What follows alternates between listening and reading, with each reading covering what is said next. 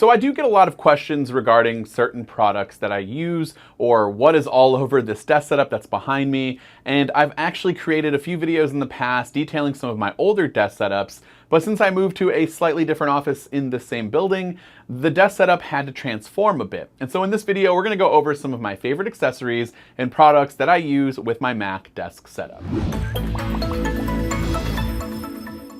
Before we get started, be sure to subscribe and hit the bell to get notifications whenever we share a video. Now, a lot of these products can be used with just about any Mac out there, and not just the Mac Pro that's sitting back there on the desk or the 13-inch MacBook Pro that I also use from time to time, but any Mac that you might have, most of these accessories will work out for you. And the first accessory, it's really not an accessory, but more of the staple of a desk setup, and that is the desk itself. This is an L-shaped desk from Accompanying, and it's the first time that I've ever had a proper L-shaped desk before, and I absolutely love having all of this space. There's plenty of room to feature all of the products that I'm going to talk about in this video, like these pretty large speakers and my Mac Pro that's even up on the desk and not on the floor. And there's still an entire work area to my right over here that just, I use for writing out documents or maybe just writing on my iPad Pro or using my iPad Pro in general. There's just a lot of space to work with. What makes this L-shaped desk unique, in my opinion, is that it still offers sit-stand functionality. That's not something that I've really seen before in a traditional L-shaped desk. So you can have all of this space and room for your setup, but still get the benefits of being able to sit or stand when you want to. When I was moving into this office, I measured out this room and I figured an L-shaped desk was going to be the best kind of option for me, but I didn't want it to be too clunky or big, and I actually couldn't afford for it to be that big or clunky, and this desk just actually fits perfectly, and it's able to be height adjusted, which is a huge bonus, and it's not super big or just, unnecessarily large. I've got everything that I need here, and it was just a good choice for me. I do primarily use my Mac Pro, but sometimes I'll take a project home and use my 13-inch MacBook Pro. But then when I get back to the office, I might want to continue working on something that I have on my MacBook. So a good dock or stand is something that I think all MacBook Pro owners should pick up. And the new vertical dock stand from Bridge is one that I have been using a lot lately. I usually like a clean desk, and I don't want a whole lot of cables or plugs being plugged in and kind of out in the open. And if you don't really need to expand the ports on your Mac, but you just want something that docks or stands up and is kind of tucked out of the way, but you still have access to the two Thunderbolt 3 ports that you still need, well then this could be a great option for you. The MacBook Pro just slides in vertically, and the two USB-C ports connect directly to that dock, and then on the back of the dock are two USB-C Thunderbolt 3 ports, so you don't lose out on any of the ports that you already had on your Mac, and it's a lot easier to plug in things using this dock as opposed to some of the other stands, and it just looks a lot better in my opinion. For some people like myself, these two ports are plenty, but if you're looking for something to expand or have a bit more functionality, maybe add a couple of USB Type A ports, which a lot of people do want, then I recommend checking out the Thunderbolt 3 hub from OWC, which I will leave link in the description down below alongside everything else that's mentioned in this video. Now, when I'm on the go, I do like to edit my projects off of an external SSD to keep my internal SSD from filling up with raw footage, and my portable drive of choice is the SanDisk Extreme Pro. This little guy, and I do mean little because compared to some of my other drives, it's incredibly small and very, very light. In fact, sometimes I feel like it might be a bit too light, and it could be a little easy to break, but it's definitely been something that's held up really, really well. It's built with really good materials, and it's very rugged, despite what you might think by just looking at it at first glance. The drive uses an NVMe SSD that can give users data transfer speeds of up to 1050 megabytes per second.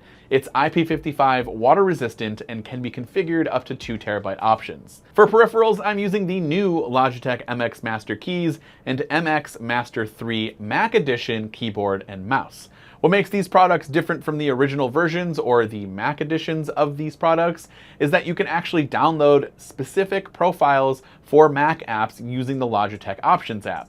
Downloading a profile for a specific app allows users to remap buttons or keys to specific shortcuts for that specific application.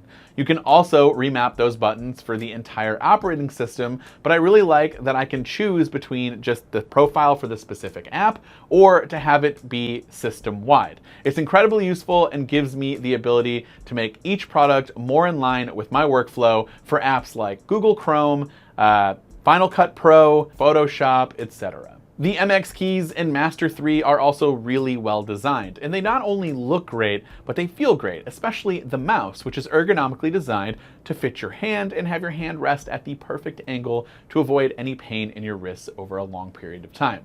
The keyboard is very quiet. It's actually a little too mushy at times for my liking. I prefer a little bit more clicky feedback, but that's just me. It really hardly makes any noise at all, but it feels super smooth to type on. There's plenty of custom buttons, and it can pair with up to 3 different products at one time. Same with the MX Master 3. And of course, it has the custom profiles, which are a huge deal for those who really want to take control of those specific apps that we talked about. The big black speakers behind me, well, those are from Yamaha. These are the Yamaha HS5s. These are kind of a staple set of great balanced speakers that really offer up that flat sound profile in order to allow audio engineers the ability to get that more natural mix and separation when working on a large project with multiple instruments during a mix. It's also extremely helpful whenever I do any in-depth sound editing for videos. These speakers are not usually meant for casual listening of music or media consumption as much as they are for reference when working with audio. But I'll be honest, I'll throw music on these guys all the time, and I think they still sound really good. Everything is clear, punchy, and it's capable of getting really, really loud. Now, driving the bus for these monitors is the Universal Audio Apollo Twin X digital interface. And it really looks cool. I really love that big button in the center. Obviously, it's great for controlling the volume, and it offers tons of functionality. It's all Thunderbolt 3 compatible, and so everything that I plug into this interface gets pushed to my Mac via one Thunderbolt 3 cable.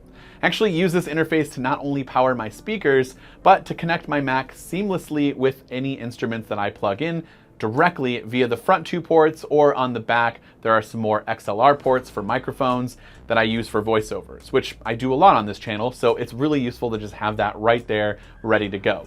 Last but not least, webcams are crucial these days, and the Pro Display XDR really doesn't have a camera on it at all. And to be quite honest, the FaceTime cameras on my MacBook Pro or my regular MacBook Air are not super great either, and so the Logitech Brio 4K webcam just easily attaches to any of the screens that I have, including my MacBook Pro, and offers up some really great video at 4K 30 frames per second, or you can even adjust the settings to 1080p at 60 frames per second. This webcam even has HDR technology built in, so when you're in a bright office setting like I'm in now, the background won't be so overexposed or super bright, and everything looks just really good. I don't use webcams all too often, or at least I didn't, but now that video calls are the new normal for communicating with friends, families, coworkers, etc., I was blown away by all the features that this webcam has to offer. More specifically, the fact that you can zoom in up to 5 times with a webcam and maintain that quality during a live stream.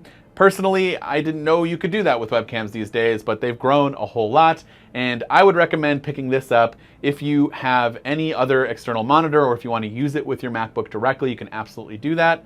But if you're using a Pro Display XDR, you might want to pick up the magnetic 4K webcam from Logitech. It's basically the same thing, but it's kind of primarily made for this monitor, so it would work out a little bit better. But that's it. These are some of my favorite accessories that I use for really any Mac setup that I might have. I'll take some of these things home if I decide to work from home for a long period of time, but I'm mostly stationary at this desk, and these are the products that I really enjoy using. And so I would love to know your thoughts on everything that you just saw here, and if there's a favorite accessory of yours that you want us to know, please let us know in the comments down below. This has been Dan with MacRumors.